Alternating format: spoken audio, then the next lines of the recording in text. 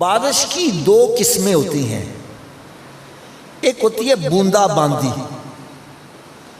اس کو ہم انگلش میں بولتے ہیں ڈریزلنگ، بوندا باندی، ویسے پنجابی میں کن من بولتے ہیں۔ جب بوندا باندی ہوتی ہے، ادھر والی گلی تر ہو گئی، ادھر والی خشک رہ جاتی ہے، سڑک کا کچھ حصہ تر ہو جاتا ہے، کچھ حصہ خشک رہ جاتا ہے، اس کو کیا بولتے ہیں؟ اور ایک ہوتی ہے موسلا دھار بارش، لگاتار مسلسل بڑے زور سے بارش ہوتی ہے۔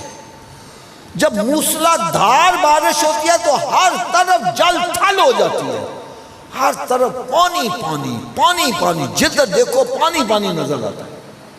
جب موسلا دھار بارش ہو، ہر طرف پانی پانی، ہر طرف جل تھل ہو جائے، ایسے وقت میں کوئی جگہ خشک رہ جائے، اس کی محرومی کا عالم کیا ہوگا، اس کی بدبختی کا عالم کیا ہوگا؟ بس غور سے سن لو، فرمایا شب برات کی رات اللہ تعالیٰ کی رحمت موسلا دھار بارش سے بھی زیادہ تیز برسنے والی ہے، لیکن فرمایا چند ایسے بندے ہیں جن کو اس رات بھی بخشا نہیں جائے گا، وہ خشک کے خشک ہی رہ جائیں گے۔ وہ کون بد نصیب ہیں، ان کا تعارف میں کرواؤں گا۔ اور میری بات برا نہ منانا، آپ سب گریبان میں جھانک کر دیکھنا کہیں اس لسٹ میں میرا نام تو نہیں آ رہا۔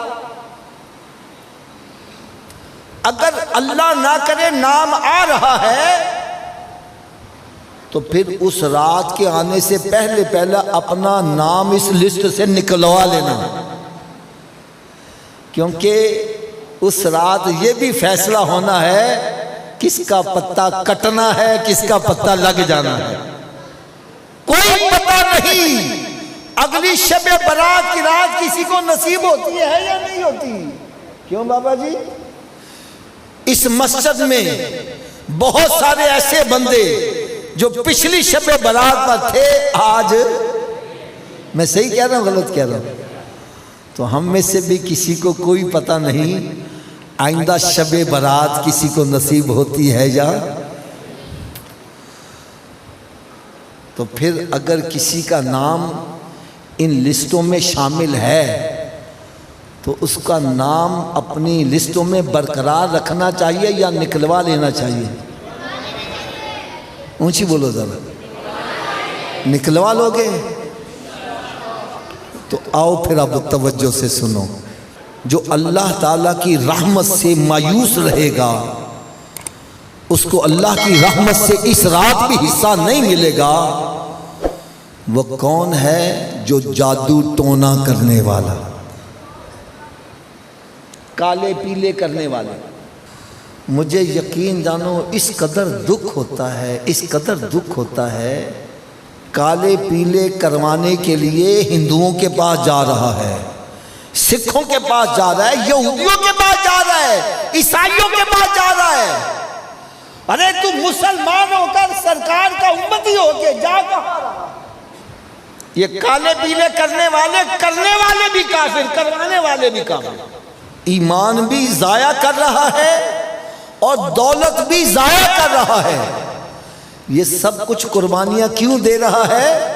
کہ کسی کا بیڑا غرق ہو جائے، کسی کا کاروبار بند ہو جائے، کسی کا بچہ مر جائے، اور کسی کے گھر میں لڑائی ہو جائے، کسی کی بچی کا رشتہ ٹوٹ جائے۔ اور خدا کے بندوں میرے ہاتھ بندے ہیں، یہ حدیث مبارکہ میں آتا ہے، حدیث قدسی ہے، رب تعالیٰ نے ارشاد فرمایا یہ ساری مخلوق میرا کنبہ ہے، یہ ساری مخلوق میرا کنبہ ہے، اور مجھے وہ بندہ بڑا اچھا لگتا ہے جو میرے کنبے کی بھلائی چاہنے والا ہے، اور جو رب کے کنبے کی برائی چاہ رہا ہے اس کا بھلا ہو جائے گا۔